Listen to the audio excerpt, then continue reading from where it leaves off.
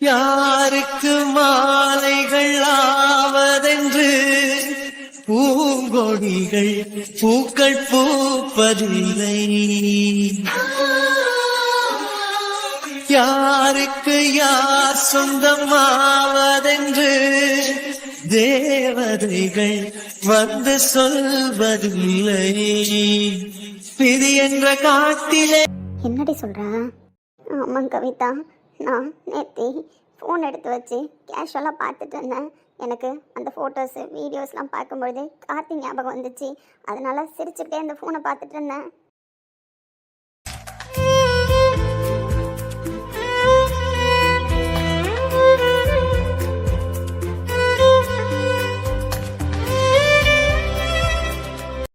முட்டைக்கண்ணா, எவ்வளோ நாள் நீனும் ஏமாத்துறேன்னு பார்க்குறேன்னு உன்னை பின்னாடி சுத்த விட்டேன்னு சொல்லிட்டு இப்போ என்ன சுத்த விட்டு வேடிக்கை பார்க்குறியா?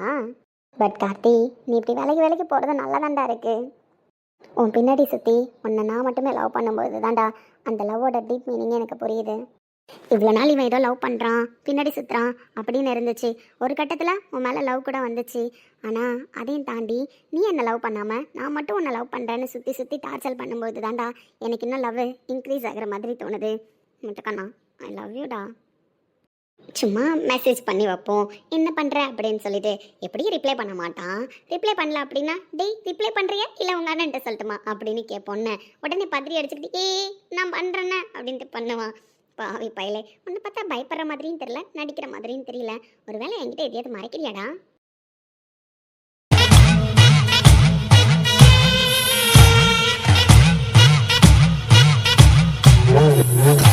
என்னடி அப்ப ரேகா சொன்ன மாதிரி உண்மைதான் போலயே எல்லாம்.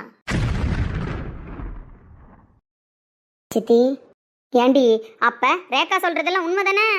என்ன சித்தி கேக்குறீங்க? எனக்கு புரியல. என்ன ரேகா சொன்னா எல்லாம் உண்மையான்னு கேட்டா? ஒரு கம்பெனியில வேலைக்கு சேர்ந்தா அங்க போய் வேலையை மட்டும் பார்த்துட்டு வரணும், புரியுதா? அதை விட்டுட்டு அந்த கம்பெனி ஓனர் பின்னாடி சுத்தக்கூடாது. சித்தி, ஓனர் அப்படின்னா அந்த பையன் இதுக்கு முன்னாடி கம்பெனியில் வேலை பார்த்தாப்புல. ஓனர்ன்றது யாருக்கும் தெரியாது. அப்போலேருந்தே நான் அந்த பையன்லாம் ஃப்ரெண்டு சித்தி. அதனால ஜஸ்ட்டு ஃப்ரெண்டாக பேசுவேன். அந்த பையன் என் ஃப்ரெண்டு சித்தி.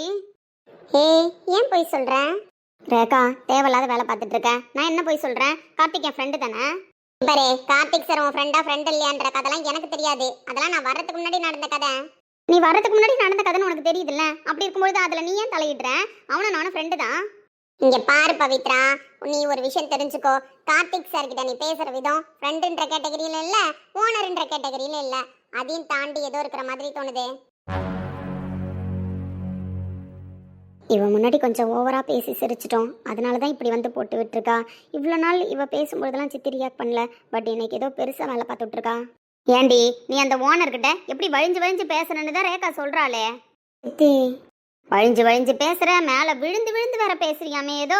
ஏண்டி பணக்காரன் கண்ணுல பட்டதும் சொத்து மேல ஆசை வந்துருச்சோ? சித்தி, தயவு செஞ்சு தப்பா பேசாதீங்க. அந்த பையன் ரொம்ப நல்ல பையன். அதுவும் இல்லாம எனக்கு பெஸ்ட் ஃப்ரெண்டு. அவ்வளவுதான். நீங்க நினைக்கிற மாதிரிலாம் எனக்கு எந்த நோக்கமும் கிடையாது.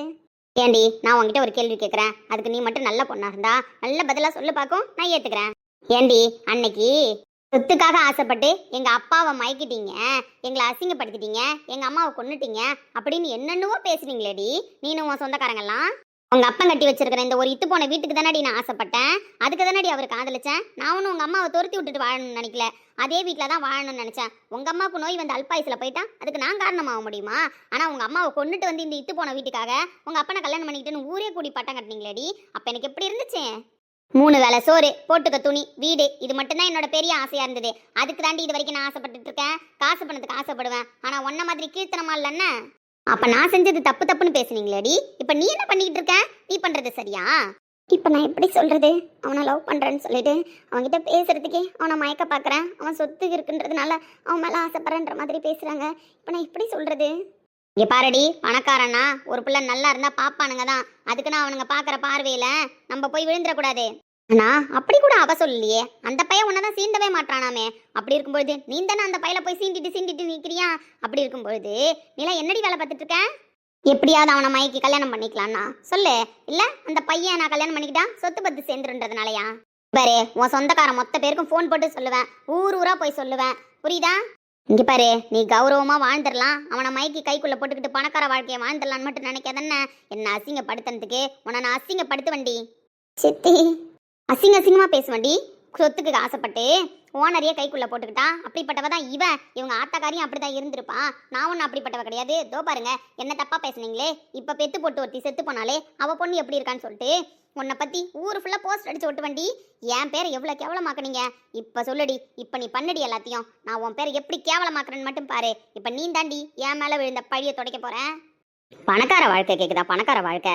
பணக்காரனை கல்யாணம் பண்ணா உன் தம்பியை காரியத்திடலாம், நம்ம கஷ்டப்பட தேவையில்ல, உங்க அப்பனை பார்த்துக்கலாம், இவளை நடுத்தருவில் விட்டுட்டு போயிடலாம் அப்படின்னு. என்ன நடுத்தருவில் நிறுத்தத்துக்காடி நீனும் உன் அப்பா உன் தம்பி எல்லாரும் சேர்ந்துக்கிட்டு பிளான் போடுறீங்க? அதான் அந்த மணிப்பைய கூட அப்பப்போ வாங்கிட்டு வந்து எதாவது பேசி சிரிக்கிறானா? அவங்கிட்டே சொல்லிட்டு இருக்கியா இந்த மாதிரி கல்யாணம் பண்ணிக்க போறேன்டா, ஓடி போயிடுவேன், உன்னை நல்லா பார்த்துக்கிறேன், உன்னை நல்லா படிக்க வைக்கிறேன்னு அவன்கிட்ட ஏதாவது சொல்லி வச்சிருக்கியா? அந்த பையப்பெல்லாம் என்ன மதிக்காம தானே சுத்துறான். மதிக்காம சுத்துறதுக்கு காரணம் என்னன்னு இப்பதானே தெரியுது. உங்க அப்பங்காரன்னு நான் சொல்றதை கேட்கறது கிடையாது. அப்ப 3 பேரும் முடிவு பண்ணிட்டீங்க. ஏண்டி உன்னை வச்சா அவனுங்க 2 பேரும் வாழ போறானுங்க?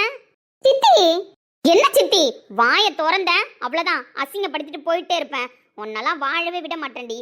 அப்படியே என்ன மீறி வாழணும்னு நினைச்சேன், உன்னை எப்படி அசிங்கப்படுத்துறான்னு மட்டும் பாரு. அப்பவே நினைச்சேன்டி, இவ்வளவு பெரிய இடத்துல வேலை பார்க்கறாளே, நம்மளுக்கே இவ்வளவு சம்பளம் கொடுக்குறாளே, இவ கொடுக்கறது முழு சம்பளம் கிடையாது, அப்படி பாதியை மறைச்சு கொடுக்கும்போதே இவ்வளவு சம்பளம் இருக்குன்னா முழு சம்பளம் எவ்வளவா இருக்குன்னு இப்பதானே என் தங்கச்சி மாவ அங்க போய் வேலைக்கு சேர்ந்ததுக்கு அப்புறம் தெரியுது ஒருத்தவங்களுக்கு எவ்வளவு சம்பளம் கொடுக்குறாங்கன்னு சொல்லிட்டு. அப்ப எல்லாத்தையும் நீ மைக்கி தான் வாங்கியிருக்க அந்த பயல்கிட்டேருந்து. இல்ல சித்தி. அப்பா அப்பா அப்பா ஊமை ஊரை கெடுக்கும்பாங்களே, அது இதுதானா? ஊமச்சி மாதிரி இருந்துக்கிட்டு எவ்வளோ பெரிய இடத்துக்கு ஆசைப்பட்டிருக்கேன், எவ்வளோ பெரிய ஒருத்தனை வளைச்சுப்பட்டிருக்கேன். சித்தி ப்ளீஸ் சித்தி, அப்படிலாம் பேசாதீங்க. ஏய் சீ வாயமுடே, அழுது நீலி கண்ணீர் விட்டா மட்டும் நான் என்ன அசந்துருவன் நினைச்சிட்டு இருக்கேன்? அசர மாட்டேன்டி, மரகதம், புரியுதா? உங்க அம்மா, உங்க அப்பன், உன் தம்பி, நீ, ஊர் உலகம் எல்லாரும் எனக்கு கொடுத்த பட்டத்தை தோ இப்ப நீ ஒரு வேலை பார்த்துட்டு இருக்க பாரு. இதை வெளி உலகத்துக்கு காட்டி அந்த பேரை நான் சரி பண்ணிப்பேன், திருப்தியா இருந்துப்பேன், புரியுதா? வேலைக்கா போற வேலைக்கு போ போ போ, போயிட்டு வா. இதுக்கப்புறம் இருக்கு உனக்கு ஆழ்நாள் ஃபுல்லா கல்யாணம் ஆகாம இந்த வீட்டில் தான் நீ இருப்ப, புரியுதா? அதையும் மீறி ஏதாவது பண்ணலாம், எவனையாவது மைக்கி கல்யாணம் பண்ணிக்கலாம், பணம் காசோட வாழலாம் நினைச்சேன், அவ்வளோதான் உனக்கு.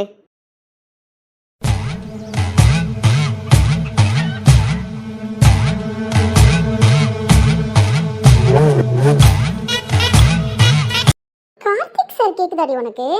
ஏக்கா தப்பா புரிஞ்சுக்கிட்டு சித்தியை தப்பா ஏற்றி விட்டுருக்கேன். இதுக்கெல்லாம் நீ பதில் சொல்ல வேண்டியது இருக்கும். பதில் தானே சொல்லிடுவோம், சித்தியை வச்சு நல்லாவே சொல்லிடுவோம். நீலாம் என்னடி நினைச்சிட்டு இருக்க?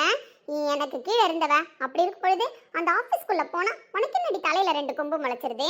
கார்த்திக் சார் தான் உன்னை கண்டுக்கவே மாட்டாரே, உன்னெல்லாம் ஒரு ஆளாவே மதிக்க மாட்டாரே. அப்படி இருக்கும்பொழுது நீ போய் ஃப்ரெண்டுன்னு சொல்ற, நீ போய் அவர்கிட்ட விழுந்து பேசுற, அதுக்கெல்லாம் அவர் ரியாக்டே பண்றது கிடையாது. ரியாக்ட் பண்ணாதப்பவே இவ்வளோ தரம் பண்றியே, அவர் மட்டும் ரியாக்ட் பண்ணி அவன் என் ஃப்ரெண்டு தான் அப்படின்னு சொல்லிட்டு உங்ககிட்ட சிரிச்சு மட்டும் பேசிட்டாரு, உன்னை கையிலே பிடிக்க முடியாதுன்னு. தகுதி என்ன தராதார என்னன்னு பார்த்து ஆசைப்படுன உன் மூஞ்சிக்கு கார்த்திக் பிரகாஷ் கேக்குதா? அந்த மனுஷன் நல்ல வேலை உன்னை கண்டுக்கல, இன்னும் கண்டுக்கிட்டுலாம் லைட்டா சிரிச்சு பேசினாரு, அவ்வளவுதான் வளைச்சு போட்டுருவேன். அவருக்கு ஒண்ணுமே இல்லைன்னு சொன்னா கூட இவர் தான் எல்லாம் பண்ணாருன்னு சொல்லி பழி போட்டு கூட நீ அவரை கல்யாணம் பண்ண தயங்க மாட்டேன். சித்தி சொல்ற மாதிரி எல்லாம் அப்படிப்பட்ட பொண்ணு தானே.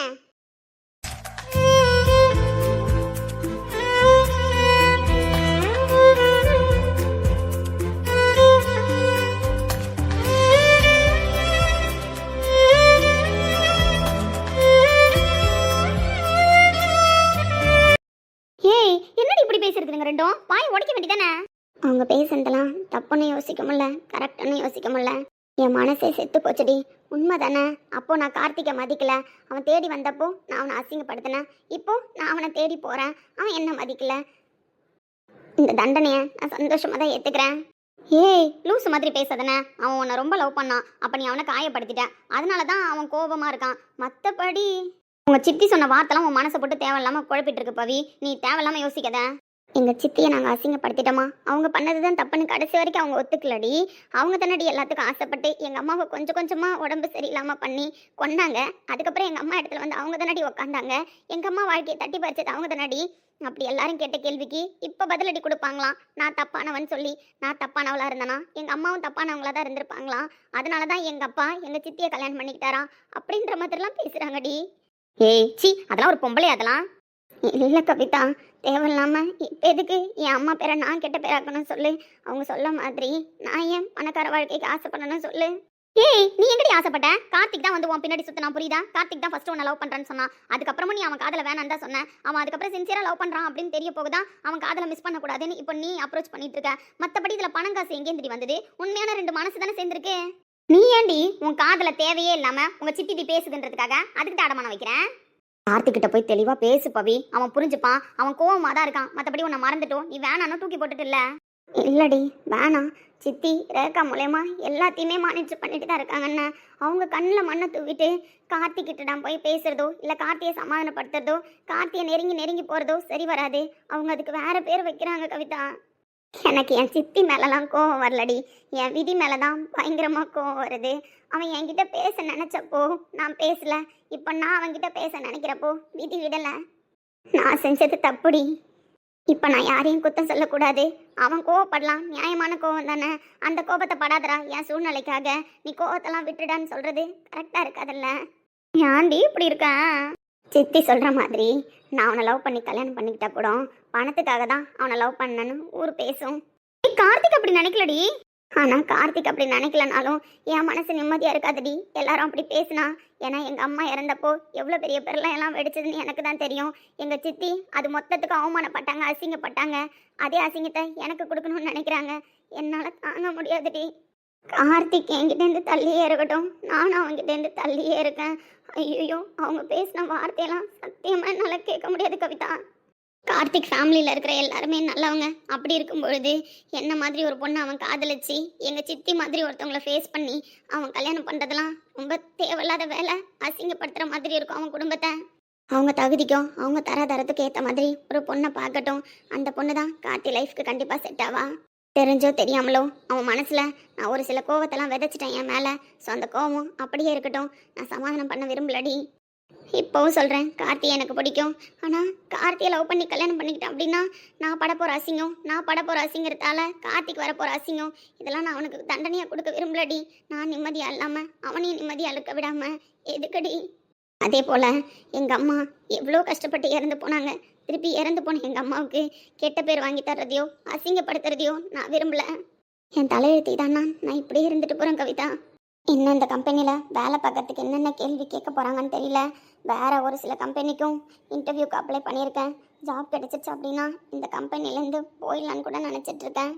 பவி ஆமாண்டி, எதுக்கு தேவையில்லாமல் கார்த்திக் முன்னாடி நின்றுக்கிட்டு.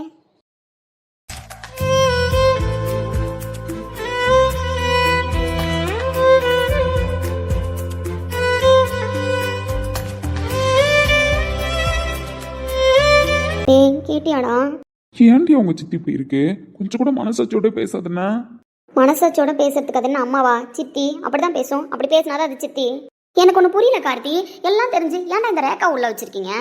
ஏன் ரேக்கா இல்லைன்னா மட்டும் பவி லவ் பண்ற விஷயம் தெரிஞ்சு அவங்க சித்தி என்ன பாராட்டு மழையா பொழிய போது எப்படியோ ஒரு டைம் தெரிஞ்சு அது இப்படிதான் ரியாக்ட் பண்ணும். அது தெரிஞ்ச விஷயம் தானே.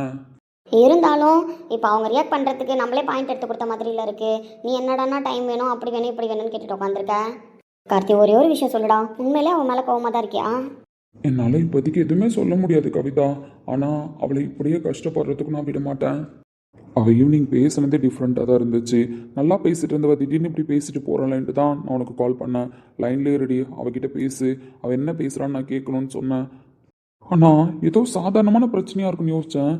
இந்த அளவுக்கு அவங்க சித்தி பேசியிருக்கோன்னு நான் யோசிக்கலன்னா. எல்லாம் இந்த ரேக்காவால தான் ஒன்றுக்கு ரெண்டா ஏற்றி விட்டுருச்சு. இங்கே பாரு கவிதா, ஒரு விஷயம் மட்டும் புரிஞ்சுக்கோ. நம்ம நல்லா வாழறத 4 செவத்துக்குள்ளே வாழ்ந்தால் போதாது. கஷ்டப்படுறத வேணால் 4 செவத்துக்குள்ளே வச்சுக்கலாம். பட் நல்லா வாழறத 4 பேர் முன்னாடி கெத்தாக தான் வாழணும். அதுவும் என் பவிப்பட்ட கஷ்டம்லாம் கொஞ்சம் நெஞ்சம் கிடையாது. இப்போ மட்டும் உன் பவின்னு சொல்லிக்கஎன்ன? அவள் எப்போவுமே என் பவிதான், அதை யாராலையும் மாற்ற முடியாது. இப்போதைக்கு எனக்கு கொஞ்சம் கோவம் இருக்குது, அவ்வளோதான். அதுக்கு நான் அவகிட்ட போய் என்னால் சமாதானமாக பேச முடியாது. அவள் ஹேண்டில் பண்ணிட்டா ஒரு சுச்சுவேஷனை, அதில் எதுவும் தப்பு இல்லையே. அப்போ எப்போ தான் தைரியமாக இருப்பா? ஆனால் ரேகாவால ரொம்ப பிரச்சனை ஆகுதுடா. நீங்கள் வேணும்னே இப்படி பண்ணுறீங்க. என்ன அவள் கோவப்படுறதுக்கு ஏற்ற மாதிரி அவள் முன்னாடி நீ உன் கோவம் வீரப்பை எல்லாத்தையும் காமிக்கிறதுனால தான் அவள் போய் இலக்காரமாக பேசியிருக்கான். ஏன் இலக்காரமாக பேசிட்டோம், அதில் எதுவும் தப்பு இல்லையே. அவள் வேலையை அவள் கரெக்டாக தானே பார்க்குறா. அப்போ இவ வேலையை இவ கரெக்டாக தானே பார்க்கணும். யார் என்ன சொன்னா என்ன? ஒரு பொருள் வேணும் அப்படின்னா ஆசைப்படுறது முக்கியம் கிடையாது. அதை அடையிறதுக்கு என்னென்ன வழி பண்ணணுமோ அதெல்லாம் பண்ணணும் தான். பட் ஆசைப்படுற பொருள் ஆகாயத்தில் இருக்கின்ற பட்சத்தில் தான் கீழே நிற்கிறவங்கள கைக்குட்டி சிரிச்சிட்டு இருக்காங்க. அது உனக்கு புரியுதா கார்த்தி? ஆகாசத்தில் இருக்கா இல்லை எங்கே இருக்குன்றது இப்போ விஷயம் கிடையாது கவிதா. புரியுதா? அந்த பொருளை நம்மளுக்கு எவ்வளோ பிடிக்குன்றது தான் இங்கே விஷயம். ரேகா சின்ன வயசுலேருந்தே பவியை டார்கெட் பண்ணவ. பவி நல்லாவே இருந்துடக்கூடாது, ஏன் ஒரு நல்ல ட்ரெஸ் போட்டுறக்கூடாது, நல்லா சாப்பிட்றக்கூடாது, நல்லபடியாக ஒரு தூக்கம் கூட தூங்கிடக்கூடாதுன்னு நினச்சவ. அவன் முன்னாடி பவி நல்லா வாழறது தான் பவி வாழறதுக்கான அர்த்தமே இருக்குன்னு நான் நினைக்கிறேன். டேய் அதுக்குன்னு ரொம்ப கஷ்டப்படுறாடா. இங்கே பாரு கவிதா, அவள் எப்போவுமே என் பவி தான். ஆனால் என் பவியை எப்போ எப்படி என்கிட்ட கொண்டு வரணுன்றது எனக்கு தெரியும். பட் இப்போதைக்கு நீ அவகிட்ட எதுவும் டிஸ்கஸ் பண்ணாத. அவள் என்னெல்லாம் முடிவெடுத்து பைத்தியக்காரத்தனமாக யோசிக்கிறாளோ, என்ன வேணுங்கிறாளோ வேணாங்கிறாளோ எல்லா முடிவும் அவள் எடுத்துகிட்டு வரட்டும். ஒரு கட்டத்தில் அவள் ஸ்ட்ராங்காக நிற்பா. இப்போதைக்கு அவள் குழப்பத்தில் மட்டும்தான் இருக்கா. என் பவியை எல்லா டைமும் கேர் பண்ண என்னால் முடியும். பட் அவளுக்குள்ள ஒரு செல்ஃப் கான்ஃபிடென்ட் வர வைக்கிறதுக்கு அவளால் மட்டும்தான் முடியும். நிறைய டைம் அவகிட்ட பேசியிருக்கேன், ஆனால் எதையுமே மண்டையில் ஏற்றிக்காம திரும்ப திரும்ப உடஞ்சி போய் அழுதுட்டு மட்டும்தான் இருக்கா. அவளுக்குள்ள ஒரு தைரியம் வந்துச்சு ரேகாவையே எதிர்த்து பேசுகிற அளவுக்கு. ஆனால் திரும்ப அவங்க சித்தி பேசினோன்னே அந்த தைரியம் உடஞ்சி தானே போச்சு. பவியை எப்படி கைட் பண்ணணும்னு எனக்கு தெரியும், நான் பார்த்துக்கிறேன். இப்போதைக்கு நீ அவகிட்ட எதுவும் ஷேர் பண்ண வேணாம். சரி ஓகேடா, இதுக்கப்புறம் உன் விருப்பம். சரிடி, நீ பார்த்து பத்திரமா போவோம், நான் பார்த்துக்கிறேன். இதுலேருந்து டல்லாகவே இருக்கேன். அது உனக்கு சொன்னா புரியாதுடா. ஏன் எனக்கு புரியாது? அது அப்படிதான் புரியாது. நீ சும்மா கேள்வி கேட்டுட்டே இருக்காதுடா. ஒழுங்காக சொல்லு. காலையில் சாப்பிட்டு வந்த மாதிரி தெரில, ஆளே டல்லாக இருக்க. அதுவும் பாரு, இதெல்லாம் ஒரு ட்ரெஸ் அடி. அவனா என்ன திட்டுவேன், என்னடா ட்ரெஸ் கோட்டில் வர, என்னடா ட்ரெஸ் கோட்டில் வர ஆஃபீஸ்க்குன்னு சொல்லிட்டு. அப்படி இருக்கும்பொழுது நீ என்ன இப்படி வந்திருக்க டல்லா? அதுவும் நீ டல்லாக வந்ததை பார்த்துட்டு உனக்கு மேட்சாக போய் டிஷர்ட் தேடி போட்டு வரதெல்லாம் பெரிய வேலையாக இருக்குது தெரியுமா? பொண்ணு யார் ஏறமா போய் தேடி போட்டு வர சொன்னா? சும்மா காமெடி பண்ணிக்கிட்டேன். அப்படி தான் போட்டுட்டு வருவேன். அதெல்லாம் ஏன் போடுற, எதுக்கு போடுறேன்னு நீ கேட்கக்கூடாதுன்னு அப்படி தாண்டி நான் போட்டு வருவேன். என்ன யார் கேட்பா? எதையோ பண்ணி தோல. இப்போ எதுக்கு என்ன கூப்பிட்டேன்? நீ டல்லாக இருக்கிற மாதிரி இருந்தது, காலையில் சாப்பிட்டு வராத மாதிரியும் தோணுச்சு. அதான் சரி உனக்கு பிடிக்குமேனு ஐஸ்கிரீம் பாப்கார்ன். நான் என்ன ஆஃபீஸ்க்கு வந்திருக்கேன்னு நினச்சியா, இல்லை உன் கூட படம் பார்க்க வந்திருக்கேன்னு நினச்சியா? டெய்லியுமே நம்ம லைஃபு லவ்ன்ற ட்ராக்குக்குள்ளே ஒரு படம் ஓடிட்டு தானே பவி இருக்கு கண்ணுக்குள்ள. இங்கே பாரு கார்த்தி, ஊரா பேசிட்டு இருக்கேன். நான் வந்து அப்படிலாம் இல்லை, அதனால நீ அப்படிலாம் இருக்காத. நீ அப்படிலாம் இல்லை, ஆனால் நான் அப்படி தானே. கார்த்தி சொன்னா கேளுடா. கேட்க முடியாது. உன்கிட்ட பேசி ஜெயிக்க முடியாது, நான் போகிறேன். போகிறதுக்கு முன்னாடி ஐஸ்கிரீமை சாப்பிட்டுட்டு போனேன். எவ்வளோ ஹாட்டாக இருந்தாலும் அப்படி சில்லுன்னு ஆயிடுவேன். எனக்கு வேணாண்டா, மைண்ட் இல்லை. அது எப்படி மைண்ட் இல்லாமல் போகும் என் முட்டை கண்ணிக்கு? மைண்டை வர வச்சிருவோமா? அதெல்லாம் நீ ஒன்றும் வர வைக்க தேவையில்ல. எனக்கு ஒர்க் நிறையா இருக்கு, நான் போகிறேன். யாராவது ஆஃபீஸில் பார்த்தா என்னடா நினைப்பாங்க? ஒர்க்கர்ஸ் 2 பேரும் டீப் டிஸ்கஷனில் இருக்காங்க. கம்பெனி எப்படி முன்னேற்ற பாதைக்கு கொண்டு போகலாம் அப்படின்னு சொல்லிட்டுன்னு வழி விட்டு போயிடுவாங்க. பைத்தியக்கார மாதிரியே பேசுறத கார்த்தி, பொறுப்பு இல்லாத மாதிரியே நடந்துக்கத கார்த்தி. ஷோபா, ஏய் இங்கே வாயேன். ஒழுங்காக சாப்பிடுன்னு சொல்லிட்டேன். ஆனாண்டா. சாப்பிடு பவி எனக்காக. இல்லை கார்த்தி, யாராவது பார்த்தா ஏதாவது சொல்ல போகிறாங்க. யாராவது பார்த்தா என்ன சொல்லுவாங்க? ஃப்யூச்சரில் கல்யாணம் பண்ணிக்க போகிறவங்க ஹஸ்பண்ட் அண்ட் ஒய்ஃப் ஆக போகிறவங்கன்னு சொல்லுவாங்க. ஆனால் நான் உன்னை லவ் பண்ணல தெரியுமா? அதான் தெரியுமே, நான் லவ் பண்ண ஸ்டார்ட் பண்ண அன்னிலேருந்தே நீ லவ் பண்ணுற. ஆனால் லவ் பண்ணுறேன்னு மட்டும் வெளியில் சொல்ல மாட்டேன்னு தான் நல்லா தெரியுமே. இப்படிலாம் சொன்னீங்கன்னா நான் உன்கிட்ட பேச மாட்டேன். சரி நீ என்ன லவ் பண்ணல, நான் மட்டும்தான் உன்னை லவ் பண்ணுறேன்னா அந்த பயம் இருக்கட்டும்னா. சரி சாப்பிடுங்க முட்டை கண்ணி. ஐஸ்கிரீமை எட்டேருந்து பார்க்கும்போது வேணான்னு தான் தோணுச்சு, பட் கிட்ட பார்க்கும்போது சாப்பிடணுன்னு தான் தோணுது. அப்போ உடனே சாப்பிட்ருங்க, டைம் வேஸ்ட் பண்ணாதீங்கன்னா. ஐஸ்கிரீம் வேறு மெல்ட் ஆகிட்டுருக்கு, பவிக்காக காத்துட்ருக்கு. அதுவும் அந்த உதடி எப்படா ஐஸ்கிரீமில் படும்னு ஐஸ்கிரீமே ஏங்கிட்டு இருக்கு. ஓவரா பண்ணாதண்ணா. சரி சாப்பிடுங்க. சொல்ல போனால் என் நாட்களை வண்ணம் பூசி தந்தவளும் நீதான். துள்ளல் இல்லா என் பார்வையில் துண்டில் மீனாய் வந்தவளும் நீதான். எத்தனை நாள் பார்ப்பது, எட்டி நின்று காய்வது, கள்ளக்கூறல் பாடல் உள்ளே ஓடு. என்னடா ஐஸ்கிரீம் டேஸ்ட்டாக இருக்குது தெரியுமா? எனக்கு சாக்லேட் ஃப்ளேவர் தான் பிடிக்கும்னு தெரிஞ்சதுன்னா வாங்கிட்டு வந்தேன். ஐஸ்கிரீம் மட்டும் இல்லை, லைஃப்பில் உனக்கு என்ன பிடிக்கும் என்ன பிடிக்காது எல்லாத்தையும் தெரிஞ்சுக்கிட்டு தான் உன் பின்னாடி பைத்தியக்கார மாதிரி சுற்றிட்டுருக்கேன். பட் நான் ஒன்றும் சுத்த சொல்லண்ணா. அதான் தெரியுமே, நீ ஒன்றும் சுத்த சொல்லலை, நீ ஒன்றும் என்ன லவ் பண்ணல, உனக்கு என் மேலே இன்ட்ரெஸ்ட் இல்லைன்னு. பட் இதெல்லாம் எனக்கு மட்டும்தான் இருக்குது, அதனால தான் சுற்றிட்டுருக்கேன். போதுமா? சாக்லேட் ஃப்ளேவர் ஐஸ்கிரீம் நல்லா இருக்கா? இன்னொரு ஃப்ளேவர் வாங்கிட்டு வருவா? ஃபஸ்ட்டு நான் இதை சாப்பிட்றேண்ணா, நல்லா இருக்கு. சரி நீ ஏன் டல்லாக இருக்கன்னு எனக்கு தெரியும். ரேகா வந்திருக்காளா? எனக்கு எப்படி தெரியும்?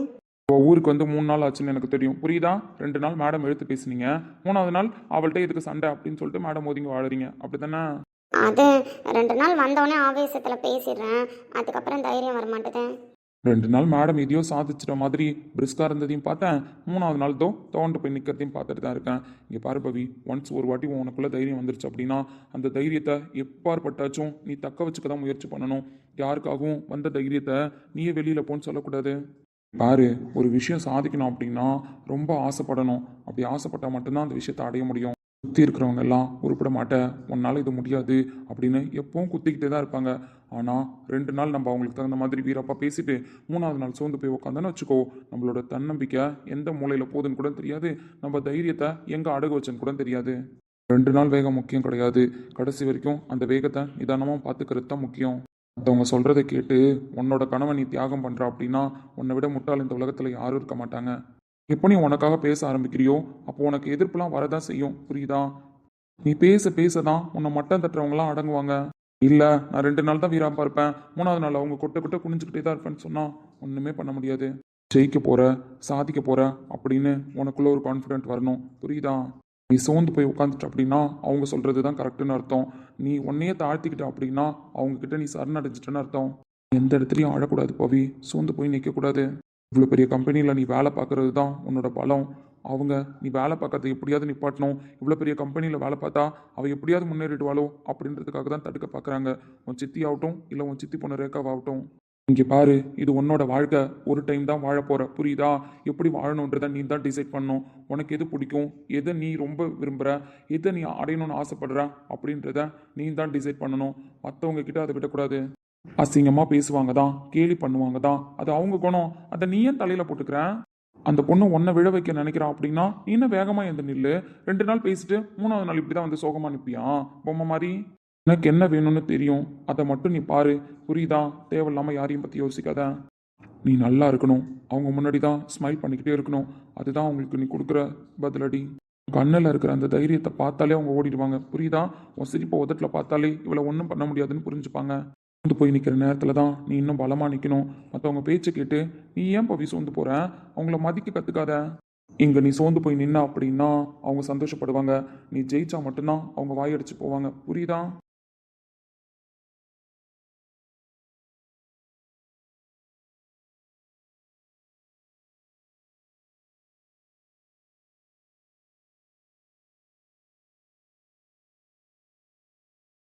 எப்படிரா கரெக்டாக என் பிரச்சனையை புரிஞ்சுக்கிட்டேன்? நீ ஆஃபீஸில் சேர்ந்ததுலேருந்து 2 டைம் உங்கள் சித்தி பொண்ணு உங்கள் வீட்டுக்கு வந்திருக்கா. அந்த 2 டைமில் ஃபர்ஸ்ட் டைம் நான் உங்ககிட்ட பேச வந்தேன், பட் நீ என்னை திட்டி நான் சொல்கிறத காதில் கூட வாங்கல. இப்போ செகண்ட் டைம் அதை அப்சர்வ் பண்ணிட்டு வந்து தான் பேசுகிறேன். திரும்ப உங்கள் சித்தி பொண்ணு வந்ததுனால தான் நீ சோகமாக இருக்கனே. உண்மையிலே அவளுக்கு பிடிக்கலடா நான் இவ்வளோ பெரிய ஆஃபீஸில் வேலை பார்க்குறேன்றது. அப்போ தான் நீ கெத்தாக இருக்கணும். அவளுக்கு பிடிக்கல அப்படின்றது தான் உன்னோட ப்ளஸ்ஸே. ஸோ நீ இன்னும் தைரியமாக ஜாலியாக இங்கே பற்றியா நான் வேலைக்கு போகிறேன் அப்படின்னு சொல்லிட்டு அவளுக்கு டாட்டா பை பையில் காட்டிட்டு வரணும்.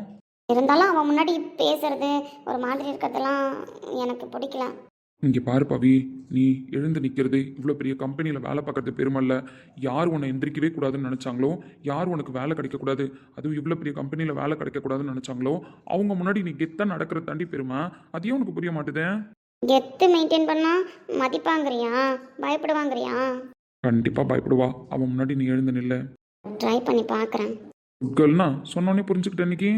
அப்பப்போ பைத்தியக்கார மாதிரியும் பேசுகிறேன், அப்பப்போ ஸ்மார்ட்டாகவும் பேசுகிறேன். என்னதான் உன் கதை? அது தெரில, வாயில் வந்ததை பேசுகிறேன், அது அப்படியே கிளிக் ஆகிடுது. நீ பேசுறத பார்த்தா வாயில் வந்ததை பேசுகிற மாதிரி தெரியலையே. வாயில் வந்தது வேணா பேசுவா. ஏய் என்ன? பவி, நீ என்ன லவ் பண்ணல அப்படி தானே? ஆமாம் நான் லவ் பண்ணலதான். பவி, ஐஸ்கிரீம் போதுமா? ஏன் கையால் பிடிச்சிட்டு ரொம்ப நேரம் நிற்க முடியா? அப்படிலாம் இல்லை, நீ ஒரு மாதிரி இன்ட்ரெஸ்டாக சாப்பிட்டுட்டு இருந்த, நான் ஒரு மாதிரி எமோஷனலாக பேசணுன்னே ஐஸ்கிரீம் சாப்பிட்றத நிப்பாட்டிட்டேன். அதான் வேணுமா வேணாமான்னு கேட்குறேன். பட் போதுன்ற மாதிரி தான் தோணுது. இப்போ நான் பாப்கார்ன் சாப்பிட்ற மைண்ட் செட்டுக்கு வந்துட்டேன். அப்போ ஓகே என்ன? அப்போ ஓகேவா? ஆமாம், அப்போ ஓகே தான். அப்போ ஓகேண்ணா? அது இப்போ பவி மேலே இருக்கிற பாசத்தை விட பவி சாப்பிட்ட ஐஸ்கிரீம் மேலே தான் ஓவர் பாசம் வந்துருச்சு. அதாவது ஓவர் லவ். ஏய் கார்த்தி வேணாம், அதை நான் சாப்பிட்டதே. ஆமாம் பவி, நீ சாப்பிட்டது தான். ஏன்னா சாதாரணமான ஐஸ்கிரீம் டேஸ்ட்டாக இருக்காது, பவி சாப்பிட்ட ஐஸ்கிரீம் செம்ம டேஸ்ட்டாக இருக்கும்ல. இதில் இருக்கிற டேஸ்ட்டை உணர்ந்து பார்க்கணுன்னு தோணுது. ஸோ இது எனக்கு தேவாமிர்தண்டி. ஏய் சிப்பா. பவி, என்ன? கொஞ்சம் சாப்பிட்டுக்கிறேன்னா? நானா? I love you Pavi. Karthi நீ சொல்ல வேணாம், நான் மட்டும்தான் சொல்கிறேன், கேட்டுக்கோ. I love you Pavi. I love you முட்டுக்கண்ணி. ஐ லவ் யூ டி ராஜேஷி. அடி நீதான் என் சந்தோஷம், பூவெல்லாம் உன் வாசம், நீ பேசும் பேச்செல்லாம் நான் கேட்கும் சங்கீதம், உன் புன்னகை நான் சேமிக்கின்ற செல்வமடி, நீ இல்லை என்றால் நானும் இங்கே ஏழை.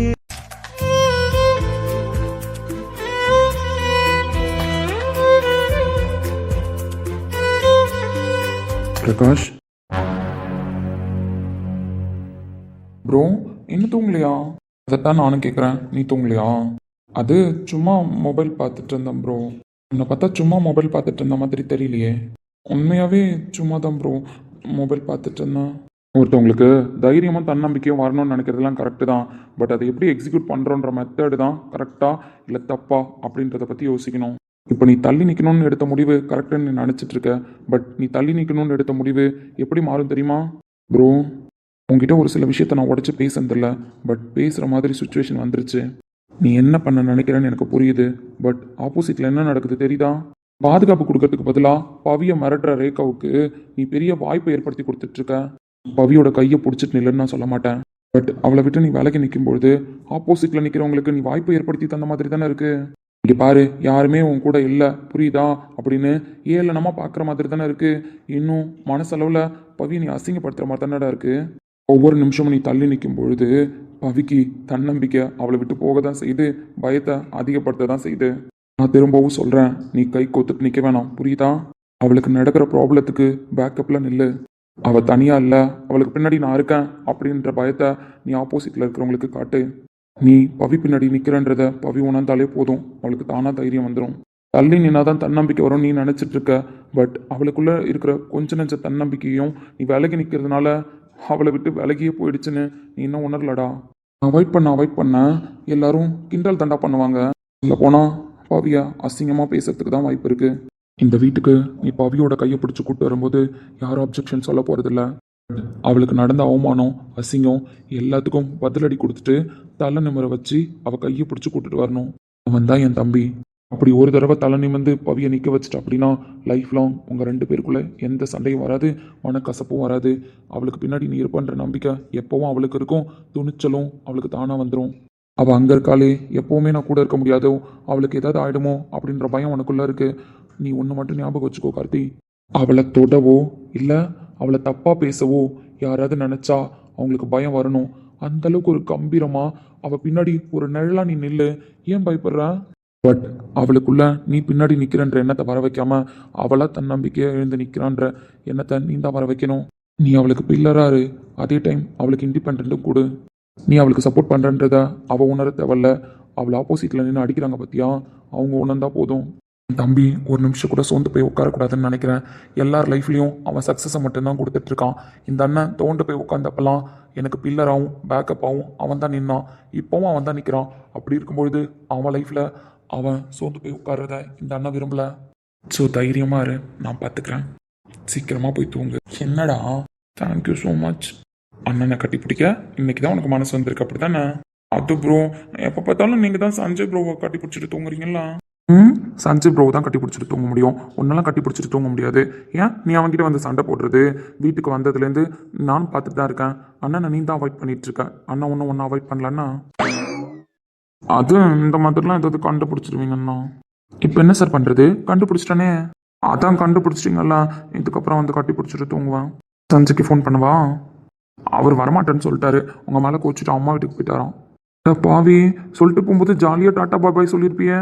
அப்படிலாம் இல்லை ப்ரோ, எனக்குமே அவர் போனது கஷ்டமாக தான் இருக்குண்ணா. நீங்கள் அவர்கிட்டேருந்து ஒரு விஷயத்தை எதிர்பார்க்குறீங்க, அது அவர் கண்டிப்பாக செய்வார். பட் இன்னைக்கு கொஞ்சம் சுயநலமாக சந்தோஷப்படுறேன் ப்ரோ. அவர் போனதுனால என் கூட தூங்குவீங்கல்ல. பட் உனக்கு தான் பவியை நினச்சி ஃபீல் பண்ணவே டைம் கரெக்டாக இருக்குப்பா. இப்போ கிடக்குறான் முட்டைக்கண்ணி, நாளைக்கு போய் நான் அவளை எப்படி ஹேண்டில் பண்ணணுமோ அப்படி ஹேண்டில் பண்ணிப்பேன். நல்ல பேர் தான்டா bro. Love you so much. Love you. Thank you. எனக்கு அன்னை போல என்னை எண்ணும் நீயும் நானும் ஓர் தாய் பிள்ளை. தம்பி உந்தன் உள்ளம் தானே அண்ணன் என்றும் வாழும்.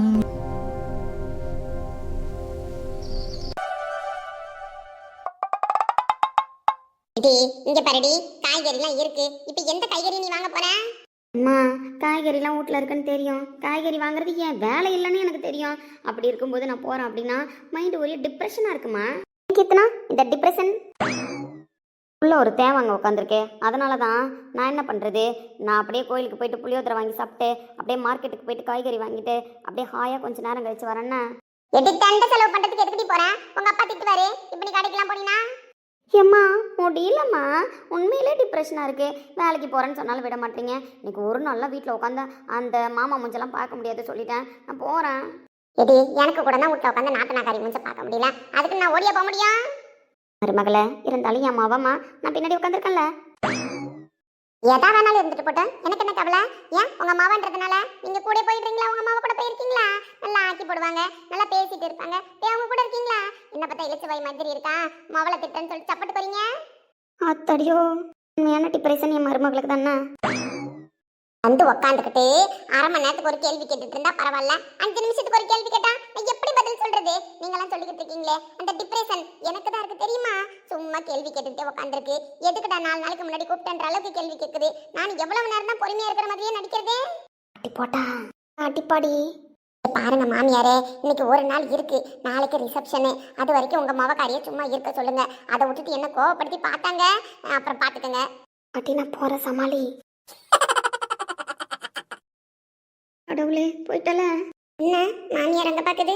எடி எடி கீர்த்தனா, இப்ப நீ வெளிய போனதுக்கு என்ன தாண்டி கேள்வி கேட்கும்? ஒண்ணு ஒழுங்கா வளக்க தெரியலனே. எடி நில்லடி. மருமவள உண்மையா நான் காரணம் இல்லம்மா, அவளாதான் போயிட்டா. போற வரைக்கும் பாத்துக்கிட்டு தானே இருந்தீங்க? பார்த்துக்கிட்டு தான் இருந்தேன். இருந்தாலும் புள்ள பாவமா, நம்மளால தான் ஓடவும் இல்லை ஒளியவும் இல்லை. பிள்ளையாச்சும் கொஞ்ச நேரம் வெளியில போயிட்டு வரட்டும், அது என்ன டிப்ரெஷன் குறையும். கடவுளே, இப்போ உங்க மவக்காரியை யார் சமாளிக்கிறது?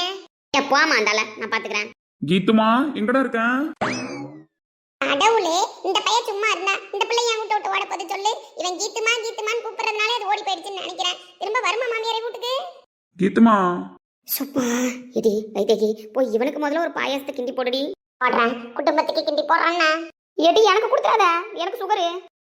மற்ற நேரத்துல மட்டும் பாயாசம் வேணும் பாயாசம் வேணும் குடிக்க தெரிஞ்சதில்ல, இப்ப மட்டும் என்ன? இல்ல இனிமேல் எப்பவுமே நான் பாயாசம் குடிக்க மாட்டேன். இப்ப வந்திருக்கிறவங்களுக்கு மட்டும் நல்ல ஸ்பெஷல் பாயாசமா ரெடி பண்ணு. முதல்ல இந்த காப்பி தூள் மட்டும் எனக்கு கொடுக்குறேன். கீத்துமா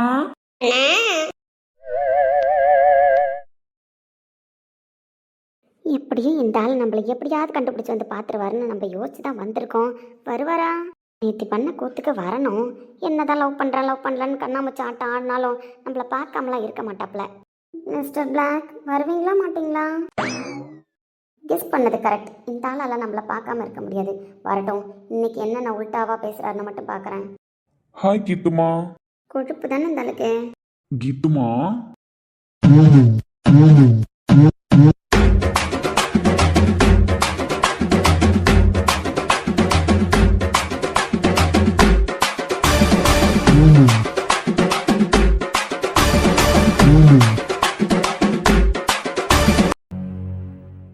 ஹாய், எல்லாரும் எப்படி இருக்கீங்க? நாங்கள் எல்லாரும் ரொம்பவே நல்லா இருக்கோம். ஆனால் வீடியோக்கு கடைசியில் வந்து பேசுறதுக்கு டைம் கிடைக்க மாட்டேது. இதில் நான் எங்கேருந்து லைவ் பண்ணுறது, ஃபேஸை காமிச்சு வீடியோ போடுறது, இது டைம் இல்லை. அதுதான் இம்பார்ட்டண்டான விஷயமே. இதில் நானும் கடவுள் மேலே பாரத்தை போட்டு ஒரு நாள் வீடியோ எடுத்துட்டு சரி அட்டாச் பண்ணலாம் அப்படின்னு சொல்லும்போதெல்லாம் ஐயோ டைம் ஆகிடுச்சு, சரி ஓகே இன்னைக்கு வீடியோ கொடுப்போம் நாளைக்கு வீடியோ கொடுப்போம் பார்த்துக்கலாம் அப்படின்னு சொல்லிட்டு தான் போயிட்டுருக்கேன். எனக்கு புரியல என்ன ஆக போகுது சேனல்னு சொல்லிட்டு. பட் இருக்கிற வரைக்கும் நம்மளோட பெஸ்ட்டு கொடுப்போமே அப்படின்னு சொல்லிட்டு தான் அடுத்தடுத்து மூவ் ஆன் பண்ணி போயிட்டுருக்கேன். ஆனால் எந்த ப்ராப்ளமும் ஆகாதுன்னு நான் பாசிட்டிவாகவே நினைக்கிறேன். நீங்களும் அந்த மாதிரி தான் நினச்சிட்டு இருக்கீங்க. ஏன்னா என்னை விட அதிகமாக என் சேனலுக்காக ப்ரே பண்ணுறது நீங்களாம் மட்டும்தான். ஸோ இப்போ எதுக்கு வந்திருக்கோம் அப்படின்னா 150 எபிசோட் இன்னைக்கு. இது வந்து நான் லாங் வீடியோவாக தான் கொடுக்கணும்னு நினச்சேன். பட் என்னால் கரெக்டாக இதை அட்டாச் பண்ணி என்னால் அப்டேட் பண்ண முடியல. அதனால 2 வீடியோவாக பிரிச்சிருக்கேன். மார்னிங் ஒரு வீடியோ இப்போ பார்த்துருப்பீங்க. ஸோ ஈவினிங் ஒரு வீடியோ வரும். சொல்லப்போனால் அதுலேயுமே என்னால் கீர்த்தனா சஞ்சய் அண்ணாவை வந்து உள்ளே கொண்டு வர முடியல. கிளாஸில் வச்சு முடிச்சிட்டேன். அவங்களோட ஸ்கிரிப்ட் மறுநாள் தான் வரும். பட் எல்லாரையும் காமிக்கணுன்றதுனால காமிச்சாச்சு. கடைசியாக வேறு இந்த பைத்தியக்காரனுங்களை பாசமலராக காமிக்கணும்னு அட்மின் ஆசைப்பட்டாங்க, நான் இல்லாமல். ஸோ காமிச்சிருப்பாங்க, பார்த்து வீடியோவை சந்தோஷப்பட்டிருப்பீங்கன்னு நம்புகிறேன். சின்ன எடிட்டிங் தாங்க, அது பண்ணவே டைம் ஆகிடுது. அப்படி எடிட் பண்ணாமல் கொடுக்கலாம் அப்படின்னா மனசு கண்டிப்பாக ஃபுல்ஃபில் ஆக மாட்டேது. அடுத்து அடுத்து அப்படியே ஸ்டோரி போட்டுகிட்டே போகிறதுனால எனக்கு சீரியஸாகவே கமெண்ட் ரிப்ளை பண்ணுறதுக்கு அந்த மாதிரிலாம் டைம் இல்லை.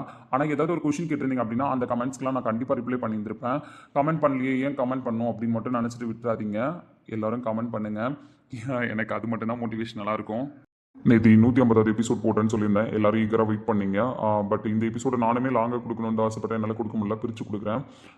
இன்னொரு விஷயம், ஈவினிங் வந்து பாப்பாவுக்கு உடம்பு சரியில்லை, என்னால் வீடியோ போட முடியல அப்படின்னு போஸ்ட் போட்டிருந்தேன். எல்லாரும் அதுக்கு வந்து பாப்பாவை விசாரிச்சிருந்தீங்க. விசாரிச்ச எல்லாருக்குமே ரொம்ப ரொம்ப தேங்க்ஸ். ஆமாம், பசங்க ஸ்கூல் போகிறாங்களான்னு கேட்டிருந்தீங்க. பாப்பா ஸ்கூல் போகிறா. பாப்பாவுக்கு வந்து 5 வயசு ஆகுது. ஃபஸ்ட் ஸ்டாண்டர்ட் போயிருக்காங்க. தம்பிக்கு இப்போ தான் 3 வயசு ஆகுது. எல்கேஜி ஜாயின் பண்ணியிருக்காரு. இது வரைக்கும் பாப்பா ஸ்கூல் போவாங்க, தம்பி வீட்டில் இருப்பாங்க. அவங்கள வச்சுட்டு மேனேஜ் பண்ணி வீடியோ எடுக்கிறதே பெரிய டாஸ்க்காக இருக்கும். அவன் பண்ணுற காமெடிலாம் நான் உங்களுக்கு அப்டேட் கூட ஒரு நாள் பண்ணுறேன். ஏன்னா வீடியோ வாய்ஸ் கொடுக்கும்போது மோஸ்ட்லி பக்கத்தில் உட்காந்துட்டு குறுகுறுன்னு பார்த்துட்டே இருப்பான். ஸோ இப்படி தான் நான் வாய்ஸ் கொடுத்துட்ருப்பேன். அட்மின் ஸ்டோரியெல்லாம் கேட்டிங்கன்னா அல்டிமேட்டாக இருக்கும். எப்படிலாம் வந்து வாய்ஸ் கொடுக்குறேன்னு எனக்கு தான் தெரியும். ஸோ அந்த காமெடியெல்லாம் நான் அப்டேட் பண்ணாலே உங்களுக்கு பயங்கர ஃபன்னாக போகும். இது வந்து எனக்கு பிடிச்சிருக்கு. ஸோ இந்த ஃபீல்டை அதனால தான் பண்ணிகிட்ருக்கேன். ஆல்ரெடி சொல்லியிருந்தேன் அட்மின் பற்றி டீட்டெயில் சொல்கிறேன் அப்படின்னு சொல்லிட்டு. இப்போ தான் அப்படியே ஒரு ஸ்டெப்பாக பசங்களை இன்ட்ரோ பண்ணியிருக்கேன் உங்களுக்கு. கூடிய சீக்கிரம் நானும் உங்ககிட்ட வந்து பேசுகிறேன். அதுக்கான டைம் சீரியஸாக கிடைக்கல, அதுதான் உண்மை. 150 எபிசோட் சக்ஸஸ்ஃபுல்லாக எடுத்துகிட்டு வந்துட்டேன் நம்புகிறேன். உங்களை திருப்திப்படுத்துகிற மாதிரி பெஸ்ட்டாக கொடுத்துருக்கேன்னு நம்புகிறேன். அதை நீங்கள் தான் சொல்லணும். இது வரைக்கும் கொடுத்த சப்போர்ட்டை இதுக்கப்புறமும் கொடுங்க. Thanks for your all valuable comments. So reply மட்டும்தான் பண்ண முடியல, சாரி. இப்போ கொடுக்குற ஆதரவை எப்பவும் கொடுப்பீங்கன்ற நம்பிக்கையில் அடுத்தடுத்த கதையை மூவ் ஆன் பண்ணிட்டு போயிட்டுருக்கேன். பார்க்கலாம், கடவுள் இருக்காரு, பெஸ்ட்டாக கொடுக்குறேன். சப்போர்ட் பண்ண நீங்கள் இருக்கீங்க. So thank you so much.